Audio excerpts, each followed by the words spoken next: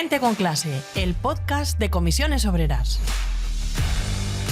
¿Cómo se definen las extremas derechas actuales? ¿Ha vuelto el fascismo clásico, el histórico, el que conocimos ya en Italia o en la Alemania nazi? ¿Qué se puede hacer frente a estos fenómenos políticos y sociales, no? El profesor Steven Forti analiza en su libro Extrema Derecha 2.0 las diferencias de los ultraconservadores actuales con el fascismo y propone, eso sí, cómo combatirlos, cómo librar esta batalla.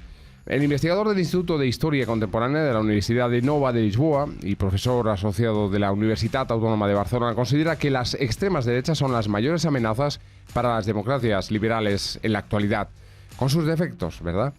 Dice que son formaciones mayoritarias que gobiernan en algunos países ya de hecho y que han conquistado en buena medida la hegemonía cultural en muchos países y en muchos ámbitos. Esa de la que hablaba Antonio Gramsci, el maestro sardo. En el ámbito académico, Forti trabajó el fascismo histórico durante sus años en el doctorado, sobre todo con estudios biográficos de dirigentes de izquierdas que se pasaron al fascismo, hicieron ese viaje ideológico en países como Italia, España y Francia en los años de entreguerras. Entiende Forti que estas formaciones son algo distinto al fascismo clásico. Habrá tiempo de dilucidarlo, por supuesto. Esto no quiere decir que no haya elementos de continuidad. Sin embargo, considera que el mundo, la sociedad y las políticas han cambiado sustancialmente. En este escenario, asegura que hay un elemento clave que les diferencia: las nuevas tecnologías, como las redes sociales, y en este sentido estima que estas formaciones políticas han entendido antes y mejor que los demás sus potencialidades.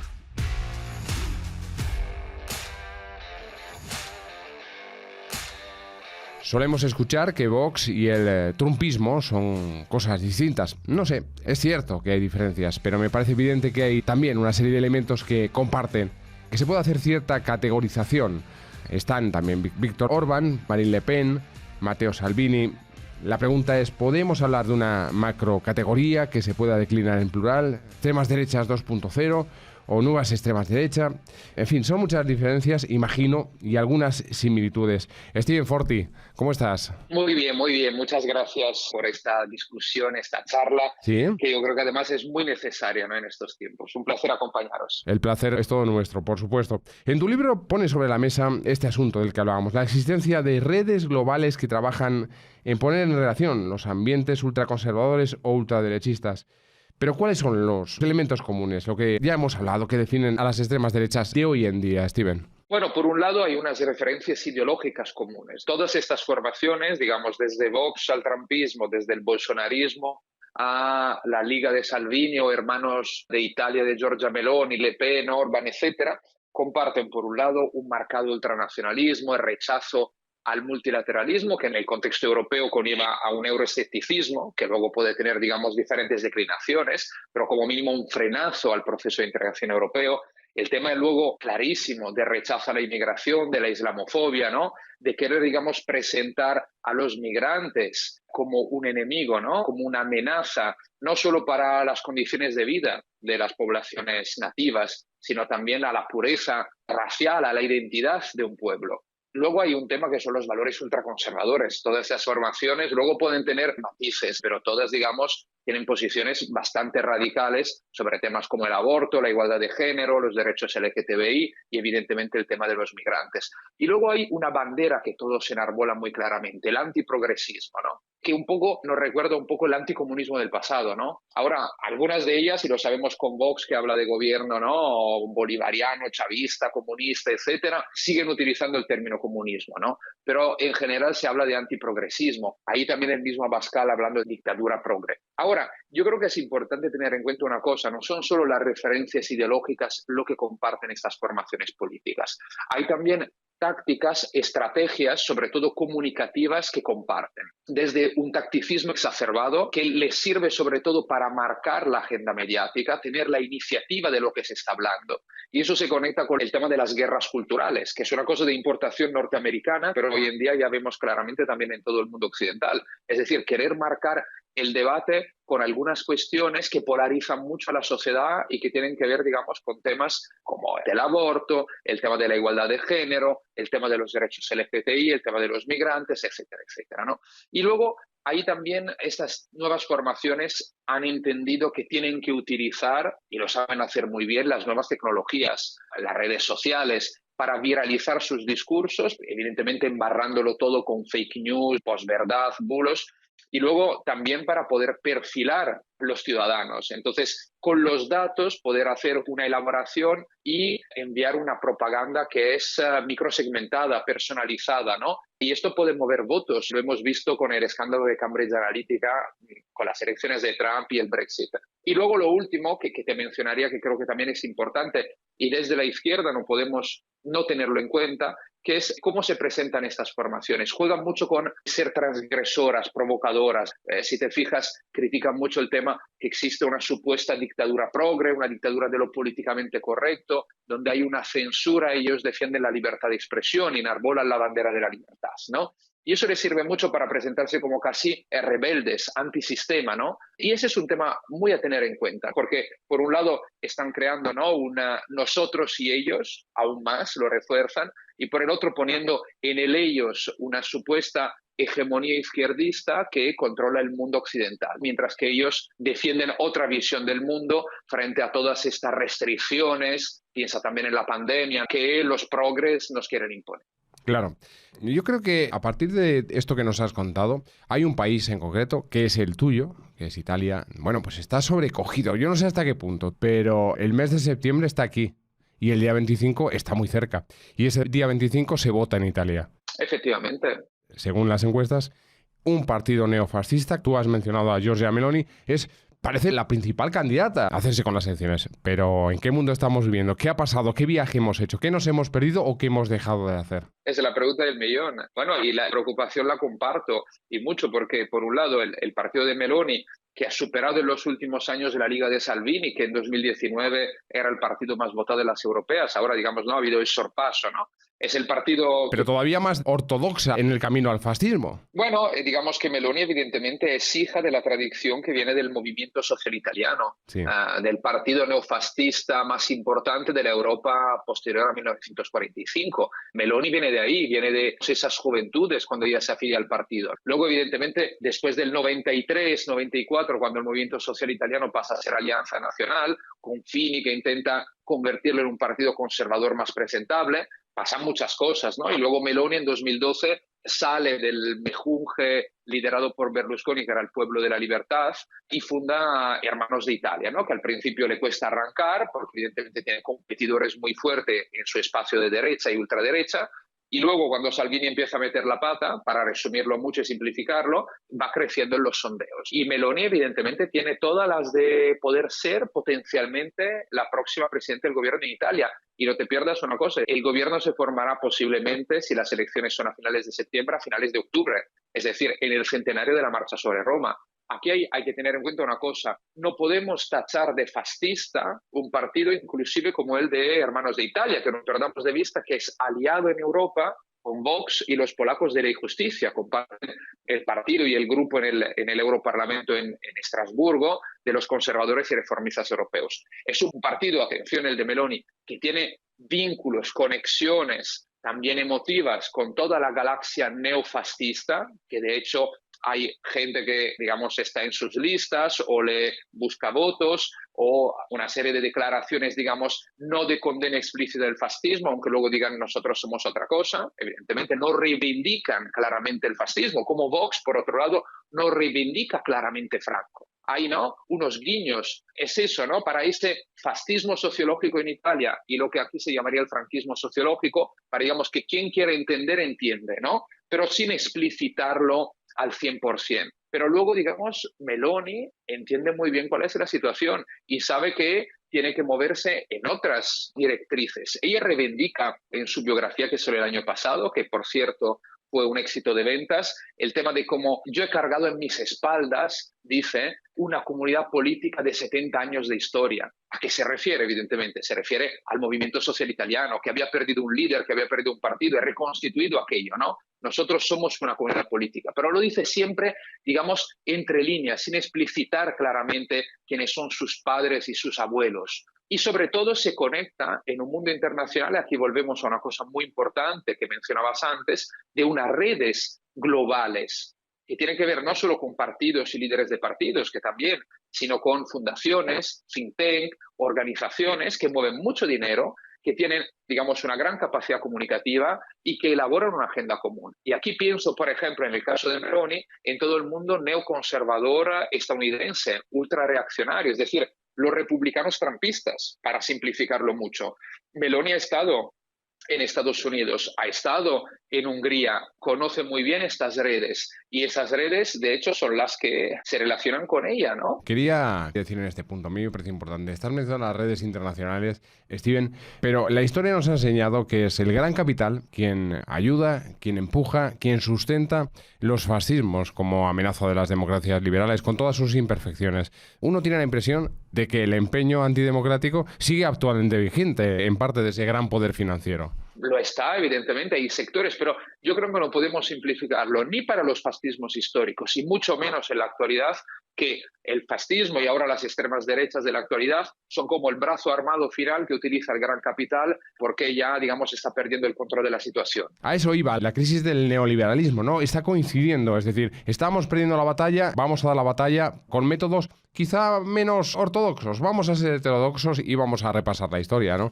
Un poco huele a eso. Bueno, un poco huele, pero fíjate, uno de los grandes productos, hablando de gran capital o de capitalismo, del neoliberalismo son las empresas de Silicon Valley, las nuevas tecnológicas. Estas grandes empresas no apoyaron a Trump en su momento y, por cierto, esperaban que ganase Hillary Clinton en 2016. Quiero decir, en el mundo del capitalismo hay, digamos, muchas almas. Y quiero recordar una cosa, que John Maynard Keynes, que hoy en día parece un revolucionario de izquierda, en plan comparado con Lenin, era un capitalista. Lo único es que entendió con muchas luces que para salvar el capitalismo había que reducir su lado salvaje. Y entonces ahí los 30 gloriosos, la construcción directamente del estado del bienestar.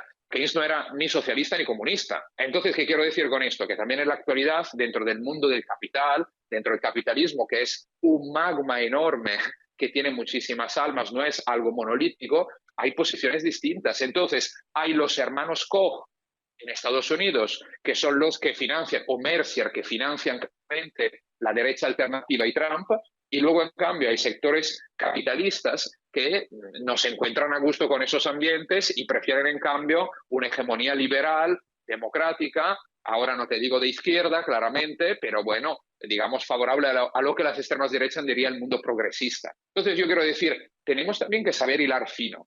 Hacer un trazo grueso, claro. Exactamente, porque si no, no entendemos la complejidad del mundo. Y al final acabamos haciendo, estoy un poco ahora provocando, pero acabamos haciendo lo que hacen las extremas derechas cuando hablan de teorías del complot, ¿no? No estoy diciendo que es lo mismo, pero es como el trazo grueso al final lleva como que hay un responsable, un malo, es todo muy sencillo, una visión sencilla del mundo. El mundo es complejo y no podemos hacer el trazo grueso. Lo que pasa es que uno tiene la impresión, Steven, que en esta guerra cultural, por mencionar otra vez conceptos más o menos gaussianos, unos tiran con tanques y otros vamos a la guerra con tirachinas. Hay ese tema de fondo.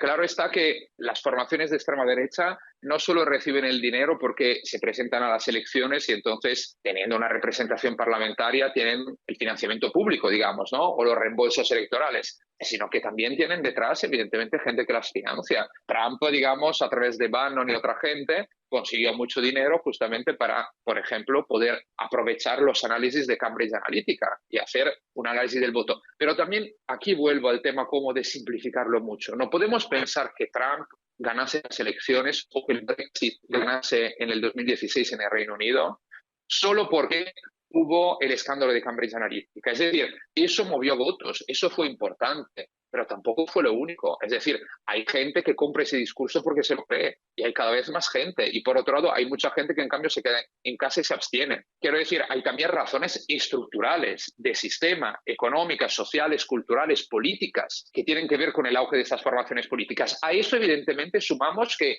tienen mucha pasta, utilizan las nuevas tecnologías, que hay quien les financia, que hay quien, como fundaciones globales, elabora agenda, pone en contacto, crea relaciones y les ayuda. Pero de fondo también tenemos que entender que hay gente que compra ese discurso. ¿Por qué? Porque existen problemáticas estructurales. Claro. En el libro mencionas a Viktor Orbán quizá como la figura política que mejor representa a la extrema derecha 2.0. ¿Por qué lo haces así? ¿Por qué esa caracterización? Por dos razones. Uno, porque Orbán es el primero de estos líderes políticos que llega al gobierno en solitario y que se mantiene en el gobierno.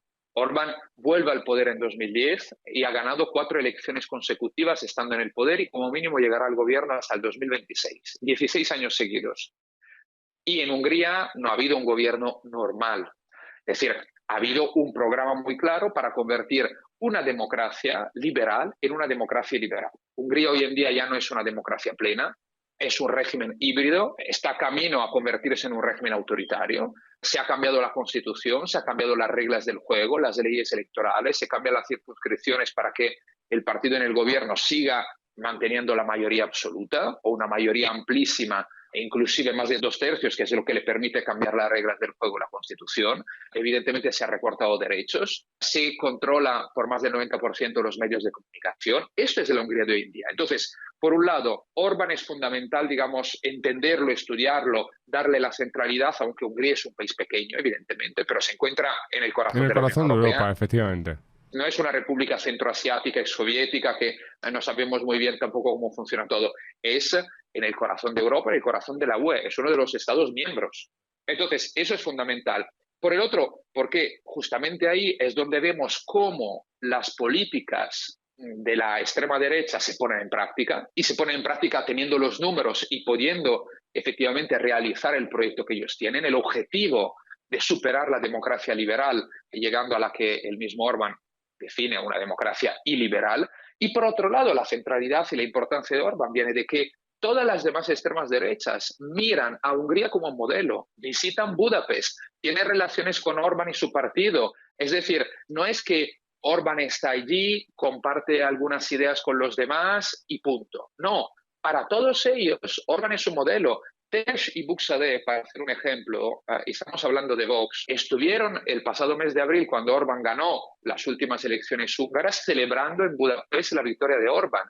En Budapest se han reunido decenas y decenas de políticos, influencers, intelectuales, miembros de fundaciones y think tank de ultraderecha, recientemente en la Convención de Acción Política Conservadora, que se organizó en Budapest, que es como una franquicia de la que se organiza en Estados Unidos y que representa el mundo republicano trampista. Orbán organiza cada 2 años una conferencia sobre la demografía, que tiene que ver con el tema de la natalidad, el tema de la inmigración, evidentemente desde una visión ultraderechista. Y ahí van todos, visitan para estudiar qué ha hecho Orbán, para estudiar su modelo. Es decir, eso no lo podemos perder de vista. Hungría es un modelo en sí y por otro lado es un modelo para toda esta gente que quiere estudiar y entender qué está pasando ahí para luego poderlo aplicar si pueden. Has mencionado varias veces a Vox. Yo no lo hago porque, sinceramente, no me gusta pues, otorgarles el protagonismo que, por otra parte, ya tienen institucionalmente en España y no podemos negarnos a ellos. Ellos han sido, digamos, el caballo de Troya de todo este mare magnum internacional, de todo este aparato ideológico. Pero, ¿qué papel está jugando la derecha clásica? La derecha conservadora en Italia, en España, en Francia, en los países desarrollados de Occidente, porque a lo mejor son ellos el verdadero caballo de Troya. Claro, yo creo que es la cuestión que debería preocuparnos más, y es la madre del cordero. Es decir, no es que no tiene que preocuparnos como personas democráticas el avance de la ultraderecha, pero la clave de bóveda de todo el asunto es que va a ser la derecha conservadora tradicional, que se define democrática, es decir, los populares a nivel europeo, para que nos entendamos, y el PP en el caso concreto de España. Es decir, si la derecha tradicional abraza las ideas y abraza las alianzas con las formaciones ultra, apaga y vámonos.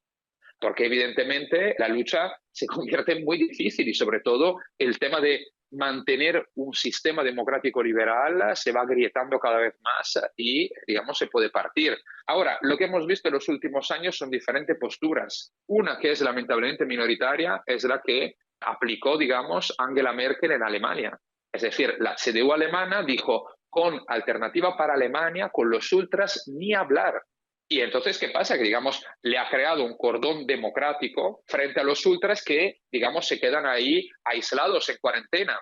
En cambio, si miramos otros países, no ha pasado lo mismo. En Italia, Berlusconi, que además, bueno, llamarlo ya derecha democrática liberal es un eufemismo, pero bueno, representaba, digamos, a los populares en Italia, le abrió las puertas a las formaciones ultra desde los años 90. La Lega de Norte de Bossi y Alleanza Nazionale, es decir, de aquellos polvos, ¿no? Estos lodos. Lo que vemos ahora con el berlusconismo en declive, también por toda la responsabilidad del mismo Berlusconi, que no ha conseguido un delfín político que le sustituyese y renovar el partido, y por el otro, el tema de que Salvini y Meloni se han quizás ultraderechizado aún más y son ahora hegemónicos en la derecha italiana, pues viene de ahí, viene de los años 90. Y si miramos, por ejemplo, al caso de Gran Bretaña o de Estados Unidos, que son sistemas políticos distintos, ¿no?